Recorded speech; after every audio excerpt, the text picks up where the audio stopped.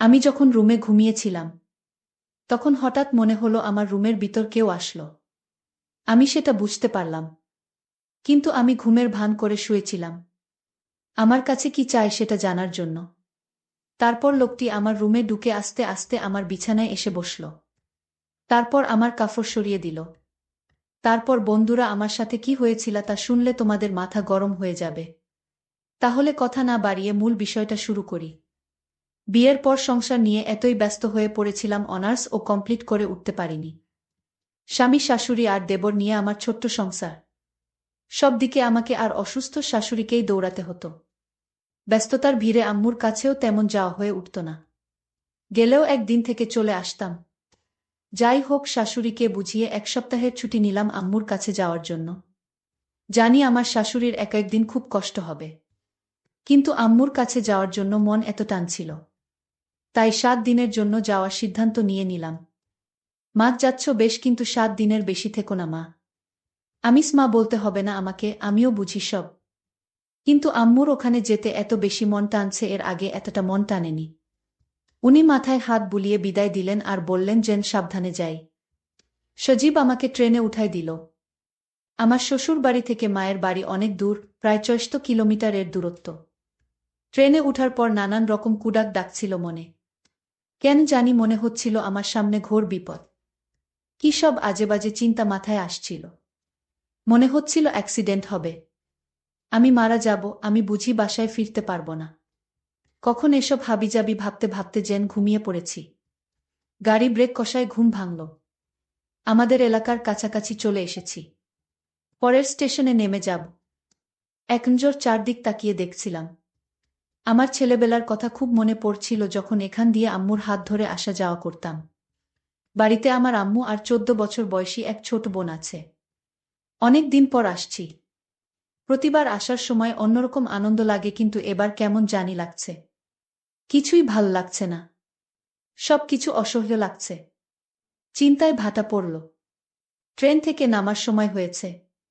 Trolley এক হাতে আর অন্য হাতে সাইড ব্যাগ নিয়ে হাঁটা শুরু করলাম অটো স্ট্যান্ডের দিকে। অটোতে উঠলাম, গন্তব্যস্থানের কথা বলতেই লোকটা কেমন চমকে উঠল। অটোওয়ালা আপা, সন্ধ্যা নেমে আসছে, তার উপর আপনি একা। ওই এলাকা এখন খুব বিপজ্জনক। এখন ওই এলাকায় ঢুকলে আমার ফিরতে রাত হয়ে যাবে। আমি ওই এলাকার ভেতর ঢুকব না। ওই এলাকার আগেই আপনাকে নামিয়ে দেব। কি সব আবোলতাবোল বলছেন? কিসের বিপদ? কই, আমি তো এরকম কিছুই শুনিনি। আমার আম্মু তো ফোনে আমায় এমন কিছু বলেনি। আপনার মাথা ঠিক আছে তো? অটোওয়ালা বলল, আপনাকে কেন বলছি গেলেই জানবেন। ওই এলাকায় খারাপ ফুলাইপান আছে। সন্ধ্যার পর পথে যাকেই পায় তাকেই ধরে নিয়ে যায়। তাই এখানে কেউ রাতে ঘর থেকে বের হয় না। অত কিছু বুঝি না, লাখ টাকা দিলেও এলাকায় যাব না। অনেক রাত হয়ে যাবে, সন্ধ্যার আগে ফিরতে হলে আপনাকে মাঝপথেই নামতে হবে। এদিক ওদিক তাকিয়ে দেখি আর কোন অটো নেই, কোনো রিকশাও নেই। সন্ধ্যা হতেও প্রায় ঘণ্টাখানেক বাকি। নিরুপায় হয়ে অটোতে উঠেই বসলাম ওনার শর্ত মেনে। অটোওয়ালা কথামত আমাকে মাঝপথে নামিয়ে দিল। বাধ্য হয়ে হাঁটা শুরু করলাম। সত্যি তো, রাস্তা একটা কাকপক্ষী পর্যন্ত নেই। আছে শুধু প্যাঁচার ডাক, থেকে থেকে দূর হতে কুকুরের ঘেউ ঘেউ আওয়াজ ভেসে আসে। ছোটবেলায় আঙ্কেলের সাথে মেলায় যেতাম। মেলা থেকে ফিরতে বেশ রাত হতো। তখনও দেখেছি কত মানুষের আনাগোনা। এরকম নীরব কখনো দেখিনি, সত্যি মনে হচ্ছে কোনো পরিত্যক্ত এলাকায় ঢুকে পড়েছি। এ এলাকায় যে মানুষ বসবাস করে তা বোঝার উপায় নেই। অনেকক্ষণ ধরে হেঁটে ক্লান্ত হয়ে পড়েছি, কিন্তু লোকটার কথাই ঠিক, এই এলাকার কেউ বের হয় না। কুছ তো গাড়বার হ্যায়। কিন্তু আম্মু আমায় কিছুই বলেনি এ ব্যাপারে। এমনকি আম্মু জানে আমি আসব। ফিরতে দেরি হচ্ছে, কিন্তু আম্মু তো টেনশন করছেন। মাঝে একবার ফোন দিয়েছিল, শুধু বলছে যেন সাবধানে আসি, এটা তো স্বাভাবিক একটা কথা। আগে স্কুলে থাকতে কোচিং থেকে ফিরতে একটু দেরি হলেই আম্মু এগিয়ে নিতে চলে আসত। কত টেনশন করত। সব কিছুই অদ্ভুত লাগছিল। হঠাৎ মনে হলো সামনে দিয়ে কেউ দৌড় দিল আর বল, রাক্ষস। রাক্ষস। আমি ফোনের আলো তার দিকে তাক করে বললাম, আমি রাক্ষস না ভাই। দাঁড়ান, ভয়ের কিছু নেই। লোকটা বেশ স্বস্তি পেল। ফোনের আলোতে দেখে মনে হলো 20 বছরের বয়সী এক ছেলে। কি ব্যাপার ভাই, তুমি এত রাতে বাইরে কেন? তুমি করেই বললাম বয়সে ছোট হবে তাই। ছেলেটি বলল। আপু আমারও সেম প্রশ্ন, আপনি একা এই রাতে, তাছাড়া চারদিকে ঘুটঘুটে অন্ধকার। আমিস আর বইল না, ঢাকা থেকে ফিরছিলাম। এমনি জ্যামে আটকা পড়ছিলাম, তবুও দেরি হতো না যদি পুরো পথ অটোতে আসতে পারতাম। হাঁটতে হাঁটতে রাত। ছেলেটি বলল, আপু আমার নাম শহীদ, আমি বরিশালে থাকি। একটা সরকারি কলেজে ইন্টারে পড়ি, যে হোস্টেলে থাকি। ওখানে একটা মার্ডার হয়েছে, তাই বাধ্য হয়ে বিকেলেই রওনা হই। জানি বাসায় ফিরতে অনেক রাত হবে, তাই এক আত্মীয়ের বাসায় যাই। কিন্তু তারা থাকতে দিতে আপত্তি জানায়, তাই বাধ্য হয়েই হাঁটতে শুরু করি। আপনাকে আরও আগেই দেখেছি পেছন থেকে, কিন্তু ভয় করছিল যে আপনিই সেই বাজে কিছু কিনা। আমি বললাম, আমি বুঝছি না। একই কথা অটোওয়ালাও বলল, কাহিনী কি সত্যি? শহীদ বল, হ্যাঁ আপু সত্যি, আমার খুব ভয় করছে। গায়ের পশম দাঁড়িয়ে আছে। ফোনের হালকা আলোয় তার কপালের বিন্দু বিন্দু ঘাম আমাকে ভাবিয়ে তোলে। আমিস, ভয় পেও না ভাই, মনে সাহস রাখ। শহীদ বলল, আপু কিছু মনে করবেন না, আমি আপনার ছোট ভাইয়ের মতো, আমি আপনার সাথে যাই। আমার খুব ভয় করছে। আমি বললাম, ঠিক আছে চলো। কিন্তু আমার মনে কেন জানি ভয় লাগছিল না। অন্ধকারে নীরব রাস্তায় পাতার আওয়াজও খুব ভয়ঙ্কর লাগছিল। নিজেদের নিঃশ্বাসের শব্দ শোনা যাচ্ছিল। হাঁটতে হাঁটতে আমি প্রশ্ন করলাম, আমিস ভাই তুমি কোনো গ্রামে যাবে? শহীদ উত্তরে যে গ্রামের নাম বলেছিল সেই গ্রাম আমাদের গ্রামের পরের গ্রাম। শহীদ বলল, আপু আপনি বাড়ি চলে গেলে তো আমি একা হয়ে যাব। তখন খুব ভয় করবে আমার, আমি তো ভয়েই মরে যাব। আমিস, আচ্ছা তুমি আমার বাসায় থেকে কেমন? আর ভয় পেও না। হঠাৎ মনে হলো আমাদের দুজনের সাথে আরও কেউ হাঁটছে, এদিকে ফোনও অফ হয়ে গেল। এখন অন্ধকারে হাঁটব কি করে? ফোনে তো মাত্রই দেখলাম 50% চার্জ, এখন তো বন্ধ হবার কথা না। শহীদ বলল, আপু আমার খুব ভয় করছে, আমার কাছে কোনো মোবাইলও নাই। এখন কি হবে আপু? আমিস, মনে সাহস রাখ ভাই, কিছুই হবে না। আর 10 মিনিট হাঁটলেই আমাদের বাড়ি। অন্ধ মানুষের মতো ঠিকই আমি রাস্তা চিনিয়ে নিয়ে যেতে পারব তোমায়। আল্লাহকে স্মরণ করো। শহীদ, আপু আপনার কি মনে হচ্ছে না এখানে তৃতীয় কোনো ব্যক্তি আছে? আমিস, কই না তো, তোমার মনের ভুল। সত্যি বলতে আমিও কারো উপস্থিতি টের পাচ্ছিলাম। টের পাচ্ছিলাম আমাদের পেছনে কেউ হাঁটছে। আমি হাঁটার গতি বাড়িয়ে দিলাম। হঠাৎ মনে হলো সামনে চুল লম্বা কেউ এসে পড়ল। আমি জ্ঞান হারিয়ে ফেললাম। জ্ঞান ফেরার পর নিজেকে ঘরে আবিষ্কার করলাম। সামনে আম্মু আর ছোট বোন। ঘড়ির দিকে তাকিয়ে দেখি রাত 12টা বাজে। আম্মু, এই উঠতে হবে না। তোর ফিরতে দেরি দেখে তৃষা তোকে এগিয়ে আনতে যায়, গিয়ে দেখে তুই অজ্ঞান হয়ে আছিস। আমিস, ও এই রাতে বের হলো আর তুমি বের হতে দিলে? তার উপর কিছু বাজে ছেলে নাকি এসেছে এলাকায়। আর আমাকে তো তুমি বিয়ের আগে দিনেও কোথাও একা ছাড়তে না। আম্মুফ, এখনো তোর সেই পাল্লা দেওয়া অভ্যাস গেল না পাগলি? আমার বোনের দিকে তাকিয়ে দেখি ওর মুখে এক ঝলক হাসি। হঠাৎ শহীদের কথা মনে পড়ে প্রাণটা চমকে উঠল। আমিস, হ্যাঁ রে তৃষা, তুই কি আমাকেই শুধু পেয়েছিস? সাথে আর কাউকে দেখিসনি? তৃষা বলল, কই না তো, শুধু তুমিই ছিলে।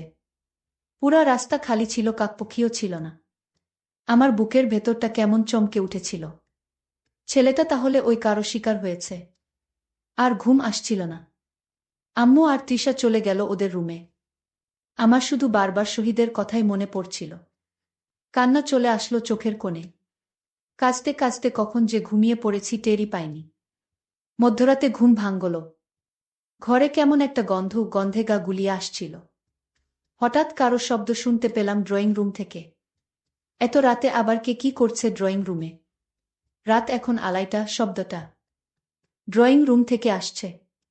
আমার রুমের দরজায় বিয়ের আগে তারকাটা দিয়ে একটা ছিদ্র করে রেখেছিলাম, যাতে আমাকে দেখতে আসলে পাত্রকে এই ছিদ্র দিয়ে দেখতে পারি। সেই ছিদ্র দিয়ে উকি দিয়ে যা দেখলাম তা দেখার জন্য মোটেও প্রস্তুত ছিলাম না। আমার ছোট বোন আর শহীদকে দেখতে পেলাম ওই রুমে। আমি হঠাৎ না দেখার ভান করে শুয়ে পড়লাম। কিন্তু ও একটু সন্দেহ করেছে মনে হয়। মুখে আঁচল গুজে শুয়েছিলাম। দেখলাম ও আমার রুমে আসল আমাকে শুয়ে থাকতে দেখে চলে যাচ্ছিল। যাওয়ার পথে আরেকবার ফিরে তাকাল। আমি বুঝতে পারলাম আমি থাকাতে ওর অসুবিধা হচ্ছে। ও যদি টের পায় আমি ওর আসল রূপ জেনে গেছি, তাহলে আমাকেও ছাড়বে না। আর এই ব্যাপার নিয়ে আমাকে ঘাঁটতে হবে। এ বাড়িতে থাকলে আমি চিন্তা করব আর ওর চোখে ধরা পড়ে যাব। তাই আগে বাড়ি থেকে বের হতে হবে। আর চিন্তা করতে লাগলাম, আজ শহীদ আর তৃষা ওই রুমে কি করে তা আমি হাতে নাতে ধরব। সারা রাত জেগে পার করে দিলাম। ভোরবেলায় আম্মু আর তৃষার কথা কাটাকাটিতে ঘুম ভাঙল। ওনারা উভয় আস্তে আস্তে কথা বলছিল যাতে আমি না শুনি, কিন্তু আমি আড়ি পেতে শুনে নিলাম। আম্মু, তোর এই নোংরা অভ্যাস কবে শেষ হবে? আমি শুধু তোকে হারানোর ভয়ে চুপ করে আছি। তুই জানিস আমি তোকে নিজের চেয়েও বেশি ভালোবাসি। খুব স্বাভাবিকভাবে আম্মুর সাথে কিছুক্ষণ সময় কাটালাম, নাস্তা করলাম। তারপর আম্মুকে বললাম একটু হোস্টেলে যাব, আমার রুমমেটদের সাথে দেখা করে আসি। আমার ফ্রেন্ডরা আছে ওখানে। বিয়ের পর ওদের কারো সাথেই দেখা হয়নি। আম্মু কিছু একটা ভেবে একটা দীর্ঘশ্বাস ফেলে বল, যাও। একটা সাইড ব্যাগে 2টা থ্রি-পিস আর টুকটাক জিনিস নিয়ে বের হলাম হোস্টেলের উদ্দেশ্যে। বাসা থেকে বের হয়ে হাঁটতে থাকলাম। এক মনে নিচের দিকে তাকিয়ে হাঁটছিলাম। পেছন থেকে কেউ ঐশী ঐশী বলে ডাকছে শুনছিলাম, কিন্তু কেন জানি সাড়া দিচ্ছিলাম না। চিন্তায় যেন অন্য জগতে হারিয়ে গেছি। এবার খুব কাছ থেকেই ডাক শুনলাম। চিন্তায় ভাটা পড়ল। খুব পরিচিত কারো কণ্ঠ, কিন্তু মনে করতে 5 সেকেন্ড লেগে গেছে, 2 বছর পর দেখে। শিরিন, কেমন আছিস তুই? বিয়ে করে তো পর করে দিলি। তোর বর তোকে বিয়ে না করলে বুঝলি এতদিনে তোকে বউ করতাম। কিন্তু দেখ, তোর বর তোকে চিলের মতো ছো মেরে নিয়ে গেল। শিরিন আমার ছোটবেলার বন্ধু, ক্লাস 6 থেকে অনার্স, একই স্কুলে কলেজে ও একই ভার্সিটিতে পড়েছি। পরে একসময় তিতুমির কলেজের এক মেয়ের সাথে ফেসবুকে ওর প্রেম হয়। মেয়েটাকে ওর পাশে একদমই মানাচ্ছিল না। মুখের ওপর বলেই ফেলি কি পছন্দ করছিস। তখন ও বলে তুই প্রেম কর, তাইলে ওর সাথে ব্রেকআপ করে দেই। এসব কথা বলতে বলতে বিকেল ঘনিয়ে আসতে শুরু করল। যাই হোক, আমি আবার সন্ধ্যায় বাড়িতে ফিরলাম। বাড়িতে ফিরে ভাবতে লাগলাম শহীদ এত রাতে আমার বোনের রুমে আসলো কি করে। বিষয়টা আমার কাছে অদ্ভুত লাগছিল। আমি আজ ভাবলাম, আজ আমি তাদের রুমে দরকার হয় লুকিয়ে থাকব। তারপরও ওদের আসল রহস্যটা আমি জানব। কারণ গতকালের দৃশ্য দেখে আমার কিছুতেই ঘুম আসছিল না। আমি আগে থেকেই ছোট বোনের রুমে লুকিয়ে গেলাম। কিন্তু আজ রাত আমার বোন তৃষা রুমে আসলো না। আমি অবাক হলাম, তারা আজ কোথায় গেল। আমি ভাবলাম এবার আমি আমার রুমে যাইত। আমি আমার রুমে গিয়ে দেখতে পেলাম তারা দুজনকে। তার দুজনকে আমি আমার রুমে দেখতে পেয়ে আমার চোখ কপালে উঠে গেল। আমি ভাবলাম ওরা দুজন যখন আমার রুমে আছে তাহলে আমি আজ বোনের রুমে গিয়ে শুয়ে পড়ি। আমি যখন ঘুমাতে গেলাম তখন আমি দরজাটা বন্ধ করেই ঘুমাতে গেলাম। আমি যখন ঘুমিয়ে পড়লাম তারপর রাত 2টার দিকে ঘুমের ঘরে আওয়াজ পেলাম। সেই আওয়াজে আমার ঘুম ভেঙে গেল। আমি তখন আর ঘুমালাম না। আমি ঘুমের ভান করেই শুয়েছিলাম। দেখি হয় সেটা জানার জন্যই। আমি টের পাচ্ছিলাম আমার রুমে কেউ চুপি চুপি এসে ঢুকল। তারপর আমার বিছানায় বসল। তারপর আমার কপড়টা সরিয়ে দিল। আমি চুপচাপ ছিলাম। তারপর আমি হঠাৎ ঘুমের ভান ছেড়ে লাফ দিয়ে বিছানা থেকে উঠে গেলাম। আর বলতে লাগলাম, কে কে তুমি? আমি দেখলাম সেটা আর কেউ না, আমার ছোট বোন। আমি তার চোখের দিকে তাকালাম। দেখলাম সেটা মানুষের চোখ না। সেটা আমার কাছে মনে হচ্ছে কোনো ভূতের চোখ। আমি চিৎকার দিলাম। মা তখন আমার রুমে হাজির। আমার মা বলল, কি হয়েছে তোর? আমি বললাম, আমার বোন এরকম করছে কেন? তার চোখ তো মানুষের মনে হচ্ছে না। মা তখন বলল, তুই যা দেখেছিস তাই সত্য। এটা তোর স্বাভাবিক বোন না। আমাদের মতো স্বাভাবিক মানুষ না। তোর বোন ঠিক আছে, কিন্তু সে রাক্ষস। সে সাধারণ মানুষ না।